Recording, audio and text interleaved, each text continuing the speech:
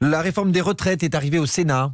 Aujourd'hui, en commission, jeudi, à l'hémicycle, le texte a d'ores et déjà été approuvé par cette commission des affaires sociales de la Chambre haute. Un premier pas décisif, mais pour adopter ce texte, la droite sénatoriale a marqué de son empreinte cette réforme et en a profité pour faire des modifications, Alexis de la Fontaine. Oui, la commission valide tout d'abord un amendement majeur pour la droite, celui sur le statut des mères de famille. Les sénateurs instaurent une surcote de 5% pour toutes les mères ayant une carrière complète. Aujourd'hui, les femmes sont les grandes perdantes de cette réforme, affirme Bruno Retailleau. En réalité, le chef des Républicains veut marquer cette réforme de son empreinte avec une vieille marotte de la droite, la suppression progressive des régimes spéciaux pour tous les travailleurs. Les sénateurs menacent également de ne pas voter cette réforme si le gouvernement reste flou sur les retraites minimum.